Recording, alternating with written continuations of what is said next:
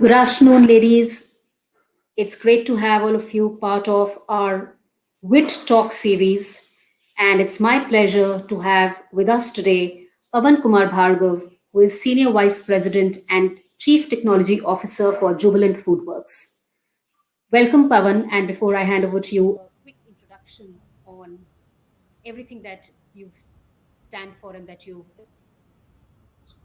achieved in your Pawan is with Jubilant. He's a senior technology leadership executive with 20 years of experience in design, development, QA, and end-to-end management. Pawan has led multiple tech collaborative projects and has a diverse multifunctional execution at Monster.com before joining Jubilant Foodworks in early 2020. At Jubilant, as a technology leader, he looks forward to transforming the tech ecosystem that can cut across multi country and multi brands like Domino's, Dunkin' Donuts, and Hong's Kitchen. He also coordinates as part of his role with stakeholders and senior management to position the company for next level growth. Pawan, welcome, and I'm sure our audience is delighted to be able to hear you and your views on our topic for today, which is building digital assets for performance and scalability. Yeah, thanks, Reena, for kind and humble introduction. And good afternoon to all of you. It's my pleasure to be with all of you today. And there is one common thing among all of us is that we all are witnessing the era of digital transformation. And I would like to thanks Vit and Srina inviting me for such wonderful discussion. And thanks Arena for introduction. Thank you, Pawan, and it's absolutely great that Jubilant is associated with women in technology. We have various initiatives, and we are able to offer a great learning platform to all our participants and audience. So, without further delay, let me start with asking you, a question which is really around how your experience has been. So, you have worked in tech at different industries, Yatra, Monster, and now Jubilant. I would like to delve into two aspects from your experience. One would be that as a tech lead, how do you visualize and differentiate technology for a person booking a holiday to a person ordering a pizza, right?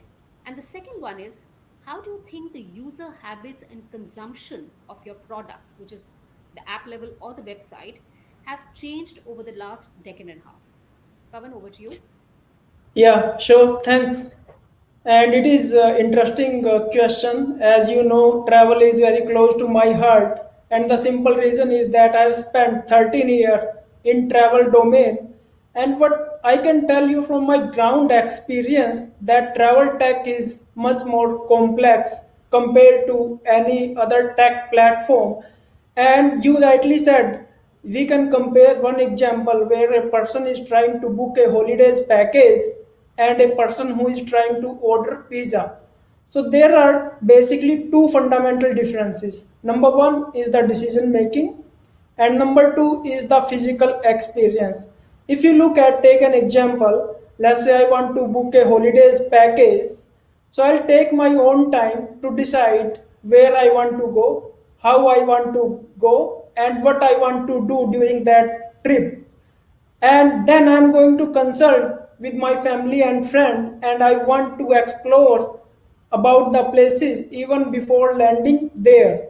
The decision making take much more time. And if you look at the second use case, where if let's say I am hungry, I will not take more than 2 minutes just to decide what to order and from where to order. If you look at the decision making is instant, and if you look at the physical experience, if you have ordered your pizza, so you are going to get your pizza in next 30 minutes and you have the physical experience. If you are going to eat, food is physical experience. If you look at in the first use case, the physical experience will come at much later stage. And if you look at from the technical standpoint of view, Though it looks very simple, the holidays package, but behind the scene to construct that holidays package, especially in the travel domain, you have to get the flight fare, you have to get the hotel rate, then you have to get the activity data, then you do the route planning, all those things, and then you are going to massage the complete response in order to construct the holidays package. And at the time of construction, you need to take care the customer budget as well, and that can be done only and only if you have the best in class such algorithm. Only then you will be able to meet the customer need. And the kind of complexity that is there in the travel domain, we all know that the flight fare changes in the blink of eye, so they need to maintain that kind of accuracy with performance and scale. And definitely with all these, you can say, technicalities, travel domain is much more complex compared to any other domain. Now coming back to the second part of it, definitely the consumer behavior is shifting towards online, and thanks to e-commerce explosion, because and thanks to Flipkart and Amazon creating that neuro path. And if you look at the kiss of the death comes when the companies are not able to make seamless experience between online and offline. And if you look at today's age is the age of internet consumer, and consumer are much more educated, and they are much more demanding compared to earlier days. And if you look at the generation which is upcoming, they are so lazy people, they don't want to type, they just want to use Alexa and Google. And this is the future. The voice commerce is going to be the future of our tech.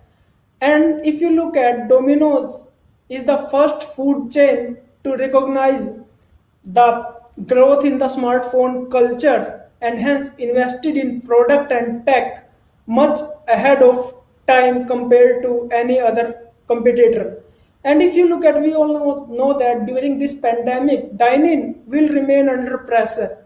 Therefore, it is important to explore the new mode of operating, and hence we at JFL continuously exploring how we can do the channel mix to compensate the dining loss. I think you very correctly pointed out how the two differ in terms of one is instant fulfillment and gratification, and while in the other one it's delayed from a online perspective. And I was smiling at your comment about today's generation. I think we are soon going to reach a place where you don't even have to speak; you just have Right, to think, and it will probably know what is it that you want, and it'll work right. like that. So let's wait for that to happen. Pawan, thank you for sharing that. The next question is really, now you already spoke about the pandemic and how things have been, and you joined Jubilant right at the onset of the pandemic, as I understand. Tell us that experience, and I'm quite certain that it must have been quite a steep learning curve for you to rapidly come up with this new world which we are all trying to get used to. We would love to hear more about how that has been. What were the challenges that you saw when you joined Jubilant, and what all did you do to address those challenges? See, working from home is bless as well as pain.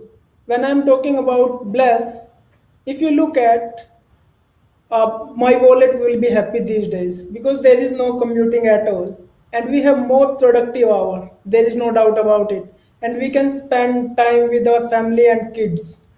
And when it comes to pain, if you look at, we have lost the personal touch with our team. And if you look at, the personal touch is the key building blocks of any relationship, and we have lost that. When I joined Jubilant, the situation was much more demanding, and none of us knew how to deal with situation like COVID.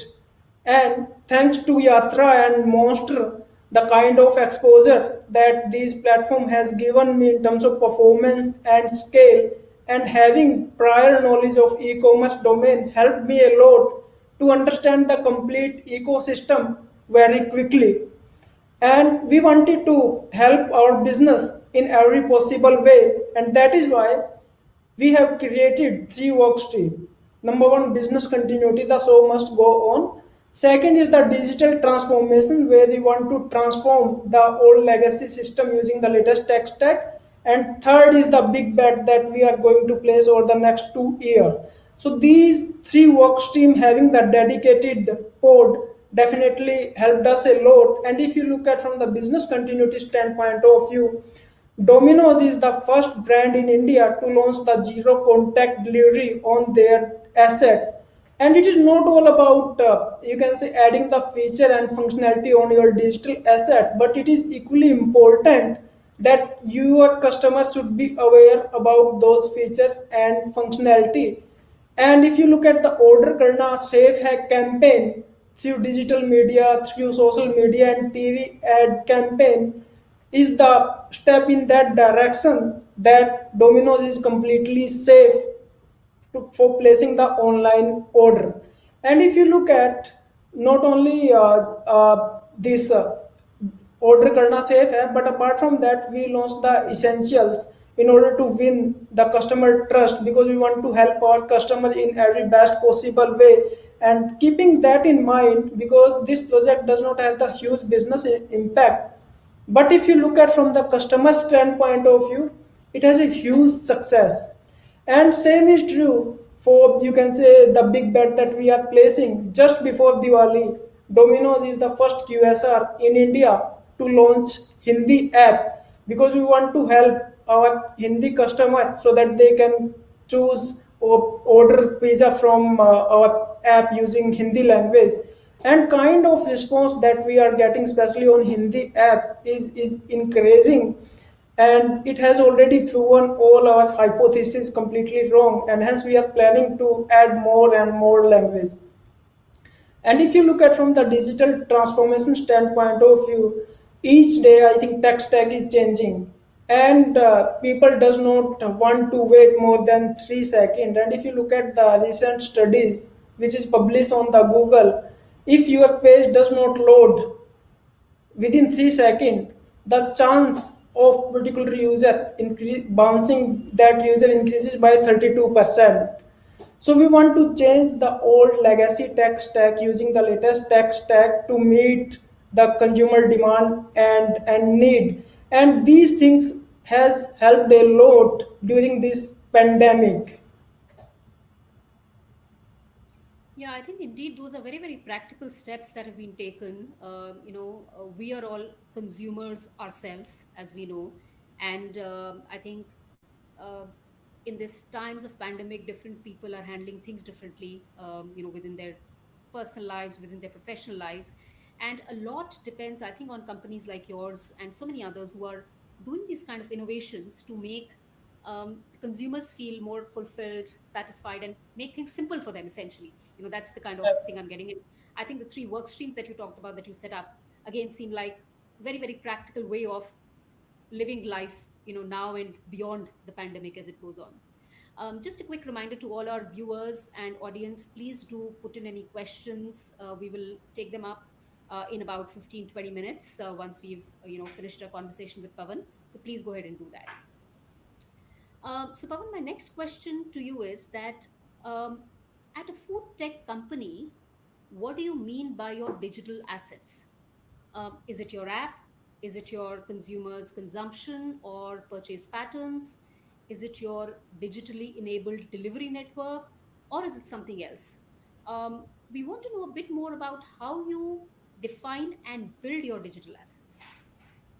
Sure, definitely. It is a very good question, and I would love to talk on the performance and scale. And if you look at, let me take the first part. What is this digital asset? So if you look at digital asset is the way through which you are going to interact with any other tech platform. Take an example, in case of Domino's, we have mobile app, PWA, Android, and iOS. These are some B2C digital asset that we have. Rider tracking module, all those things come under digital asset, or you can say client interface.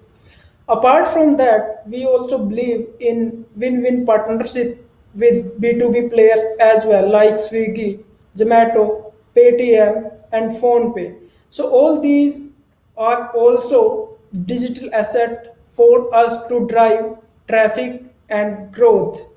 So if you look at, to empower any digital asset, there has to be a strong digital tech platform, and that platform should be able to scale as and when required.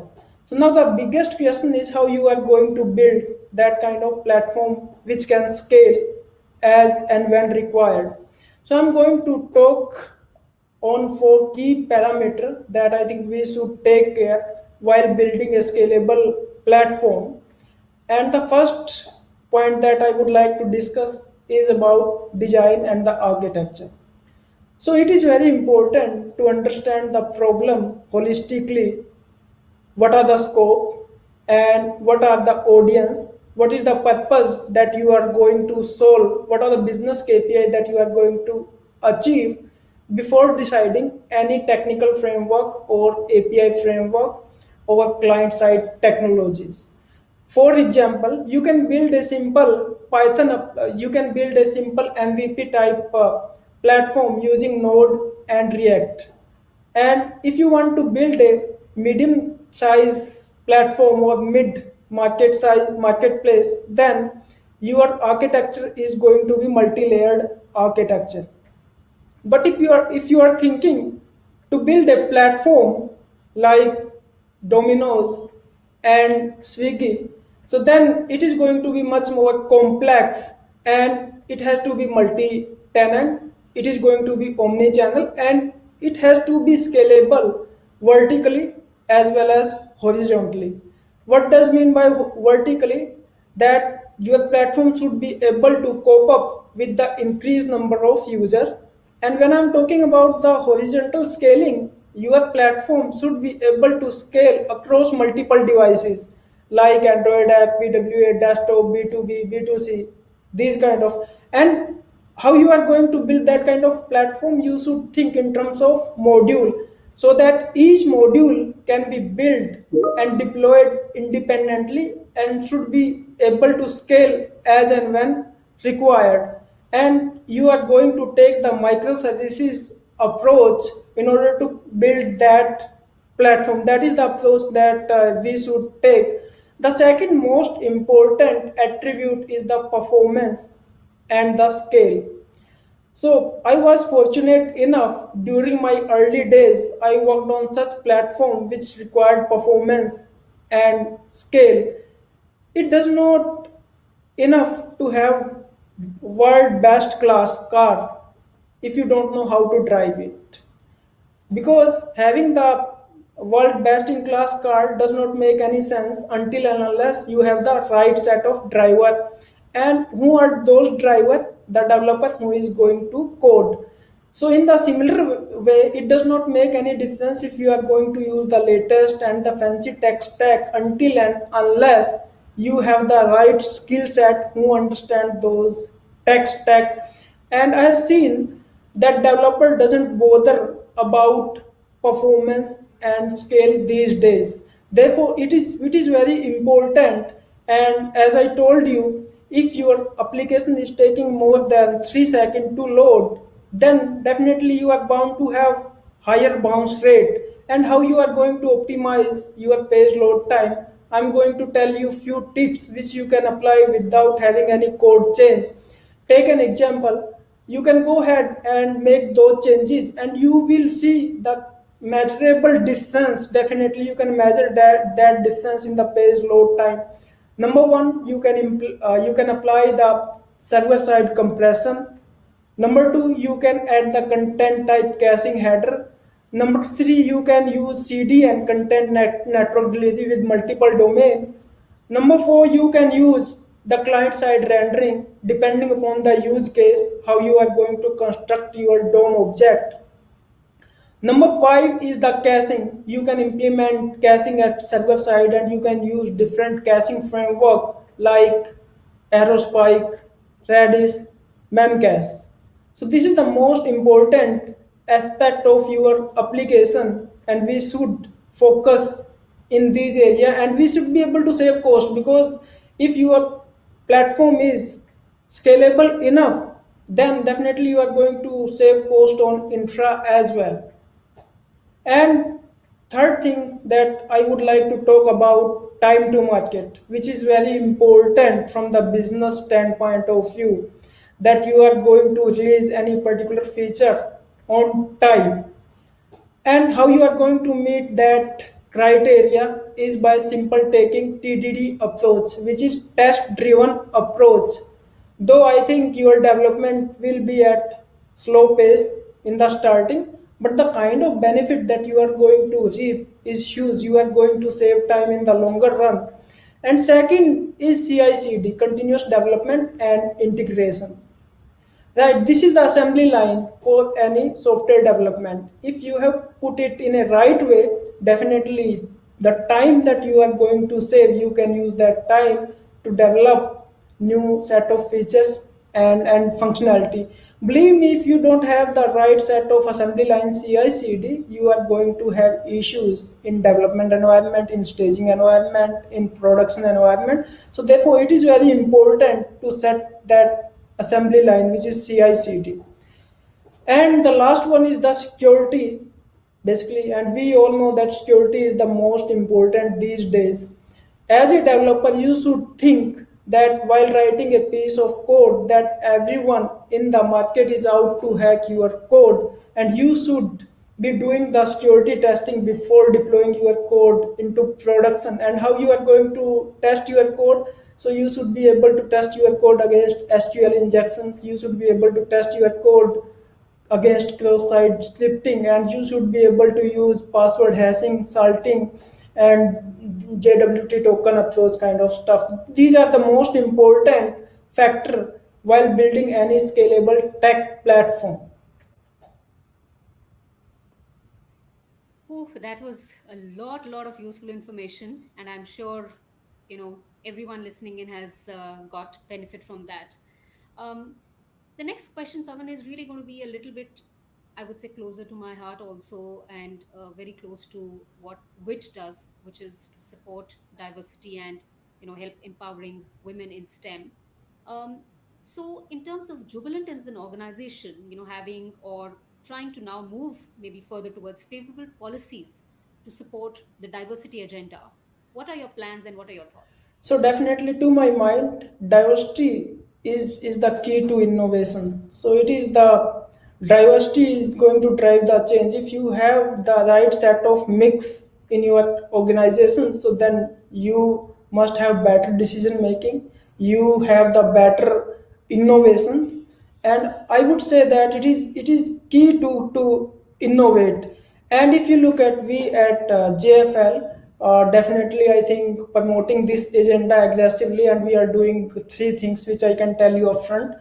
Number one, I think creating awareness. It is very important that you are going to tell your internal customer what are the benefits that they are going to get while they are working in the diverse environment. And I have seen in my life that the company who have the most diverse environment has grown at much faster rate. And if you look at from the personal development standpoint of view, people who is working in diverse environment have more opportunity to learn and grow.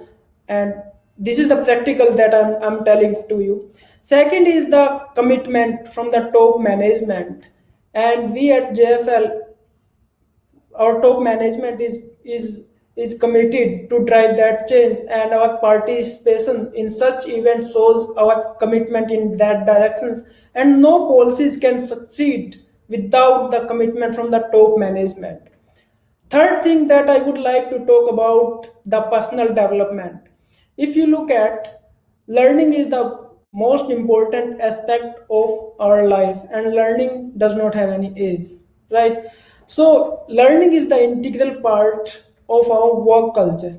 We have created the learning program across JFL, and people can opt for any program depending upon their interest, and they will be able to grow professionally. These are the three things that we are doing at JFL to drive this agenda, and I'm sure that engagement with WIT kind of platform will help us to bridge that gap.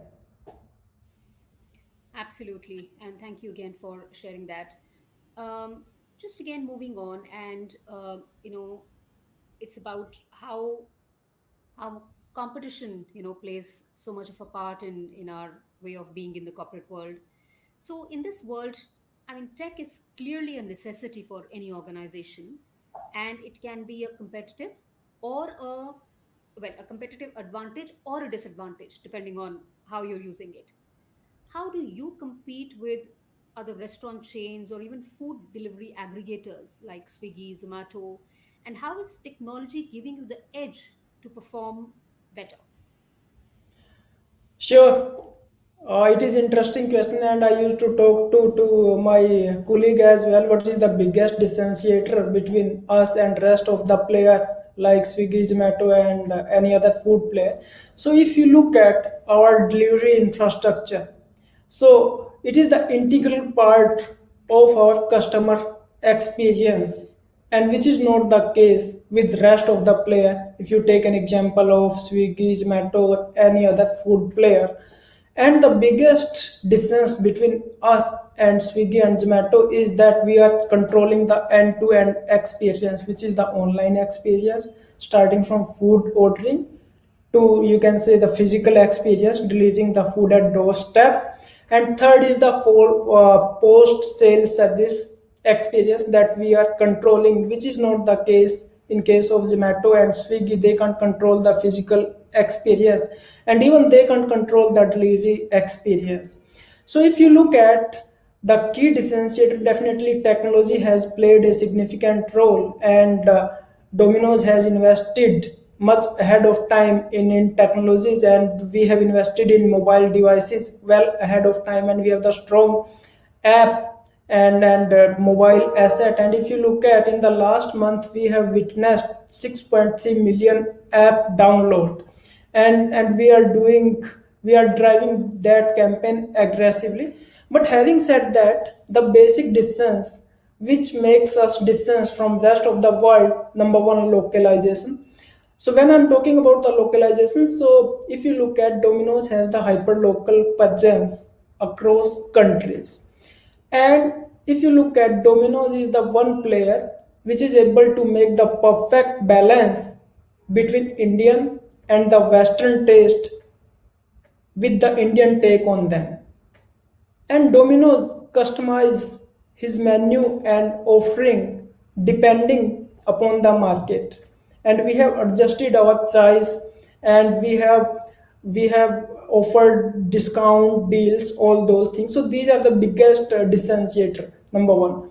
Number two, if you look at from the affordability standpoint of view, when Domino's was initially launched in India, Domino's was treated as luxurious indulgence. But over the period of time, Domino's expanded in smaller cities by changing their offering and decreasing the price and increasing the portfolio. Third thing is our delivery infrastructure. If you look at, we have the complete delivery infrastructure in place. Not only the delivery infrastructure, but we have the supply chain infrastructure in place. So if you look at, we have end-to-end experience that we are controlling, starting from online ordering to raw material, which is supply chain, and third thing is the physical experience, and fourth thing is the delivery network. These are the key things that makes us, definitely, these are the advantages that we have any other competitor. Great. And I think pizza has become a little bit part of our regular diet now, if I can say that. The younger generations for sure.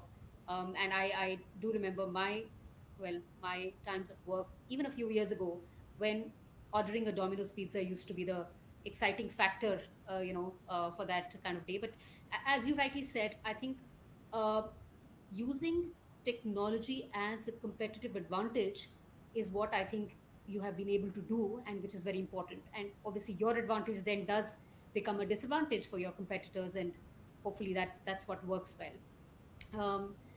Just moving on to now your team and people who are aspiring to join Jubilant. Um, how does your end product, right, which is really delivering tasty food, at such electrifying speeds translate for an individual who's looking to make a career with Jubilant Foods? So, what I'm specifically saying is that how an individual in your technology team or any other unit, how will they help you deliver what you promised to your customer?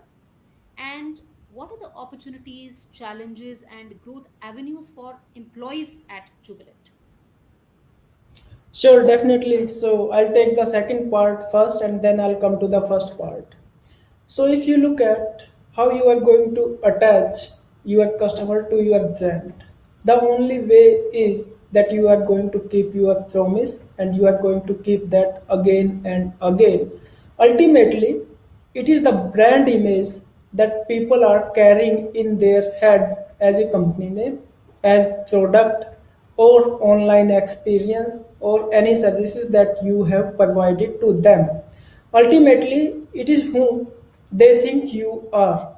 We at JFL think from a holistic point of view while building any solution for our consumer. So, if you look at customer is an important stakeholder. If you are building something, ultimately you are building for your consumer. So we at JFL has taken the approach where we want our customer to be co-created with us, and hence we are involving our customer from day one, where we start getting their input while building any feature and functionality. And definitely planning and execution will come at later stage, but it is important that customer is going to play the co-creator role, and that is how you will be able to meet the customer need. After going live, so we are again going to get feedback from our customer and going to fine tune our product and tech based on the consumer need, and that is how we are able to cope up with the customer need and customer demand. So now coming back to the first part, employee is an important part of any organization, and if you are investing in your employee, definitely indirectly you are investing in your company. Therefore, it is very important that you look after your talent and you are going to provide them the right set of opportunity to grow. It is not important. It is not important to hire the good talent, but it is equally important that you are going to provide them the right set of environment where they will be able to learn and grow professionally. So if you look at, we at JFL have created that kind of environment, and as I told you, the learning is the integral part of our work, and we are looking for the people, individual contributor who can come on board and who are willing to accept challenges and who are willing to learn some new tech stack and who are good in data structure, in problem solving and algorithm.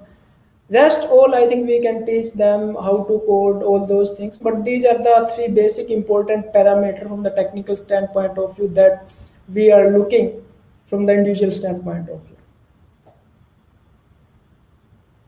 And Pavan, just the first part of the question, which is how every individual gets aligned, to making sure that the promise of delivery to the customer, they understand their part in it and how they contribute to it. So if you look at it, it is not all about the individual alignment. It is all about the alignment of all the department within your company.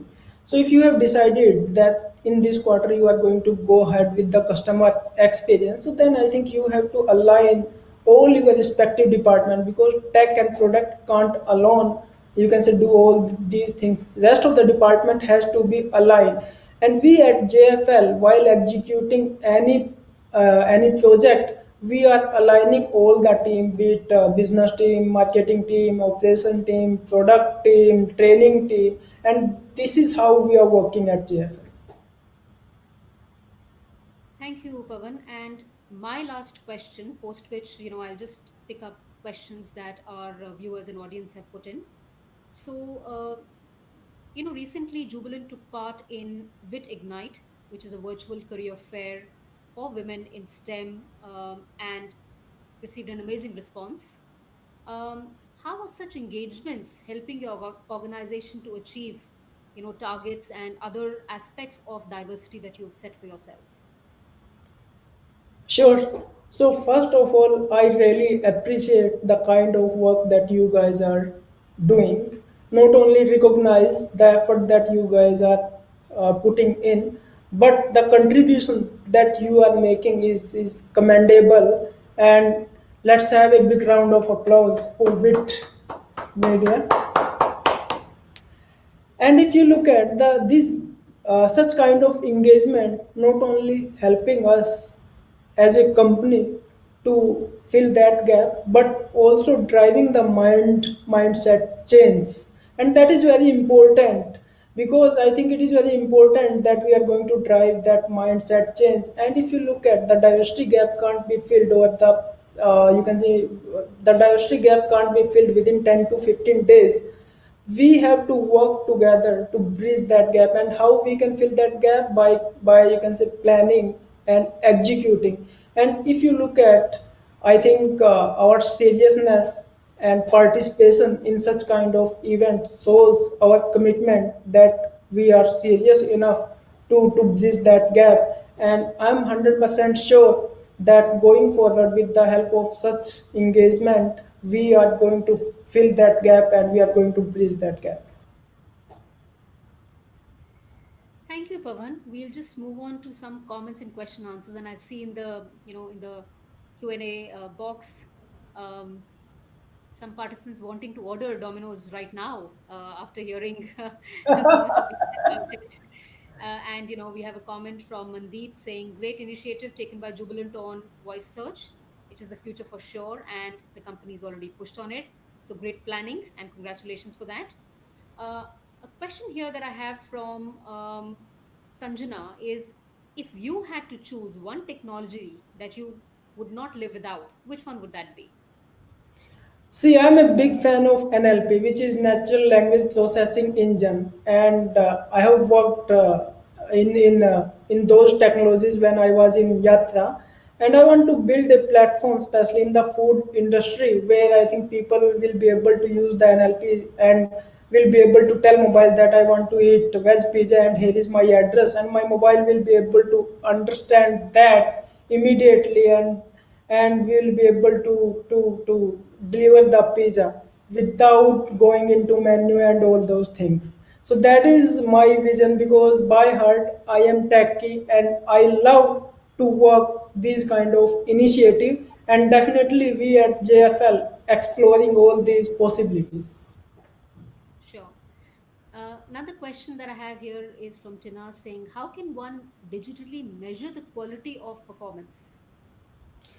See, there are multiple ways to measure the quality of your digital assets. So there are two aspects to it. One is where you are going to where you are going to measure the performance on your client interfaces, which is your mobile app, your PWA desktop, and you can use multiple third-party framework as well. GA is one of them, where you can implement the GA 360 and you get the insight. Apart from that, there are tools available in the market. You can integrate both those third-party tools within your platform, and those are going to give you the complete insight about the page load time, about the bounce rate, about the transaction time. Or you can build in-house solution to measure all these core key KPI. But it is important that first you need to define what you want to measure from the client end side. And definitely from the backend standpoint of view, which is your you can say microservices ecosystem. So you can use New Relic, you can use Splunk, or there are open source platform as well like Logdash. You can integrate with those third party tool within your platform, which is going to give you the real time alert. Sure. Another question is from Milan saying, "Hi, Pavan. Do you think there is still room for disruption in the tech industry? What are your views on that?" Yeah, definitely. I think I have already covered this, the voice commerce, which is going to be the biggest thing in the tech industry, and the NLP.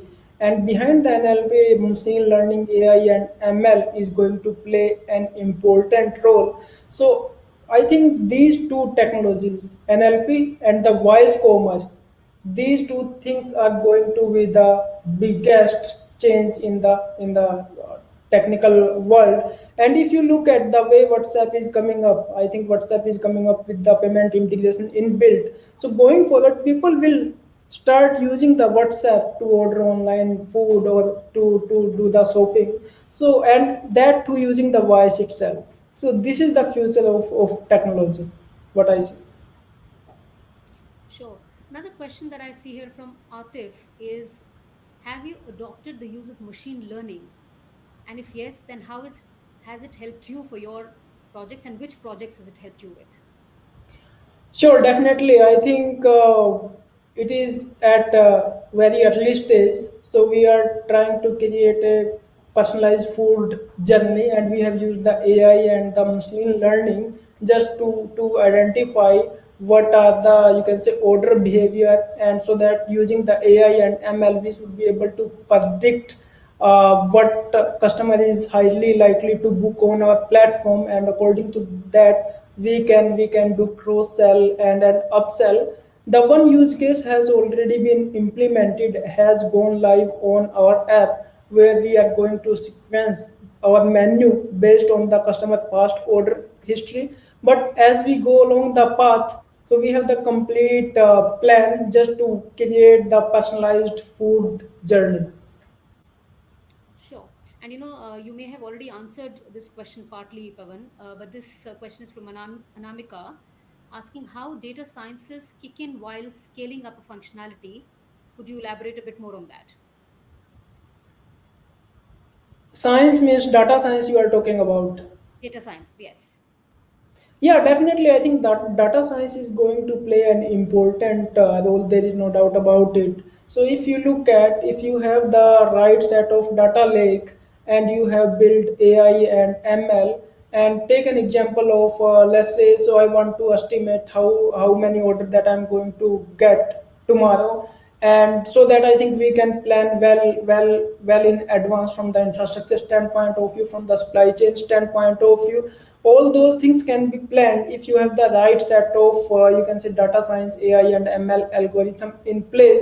And as we speak, so we are committed to build those kind of core key capabilities. And in the food space, I think none of food player has implemented those kind of personalized framework where you will be able to track the customer taste bud as well, and according to that you can customize your product. Pavan, I think I've covered all the questions.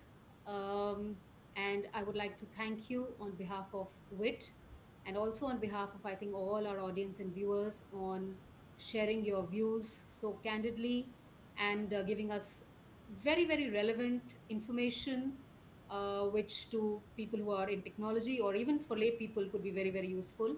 So, once again, it's been a pleasure to have you. Any last words that you would like to share with everyone? First of all, I would like to thanks to drive that kind of mindset change, and definitely I think this kind of engagement and an event definitely is going to help not only companies but also I think to become a personal human being. Once again, I would like to thank you on the behalf of Jubilant, the entire Vid Ignite team, and I would like to thank audience. Hope this session was not boring session. Not at all. Thank you. All the best. And we hope to see you again on WIT very soon in one of our other talks or series. Thanks. Bye. Bye.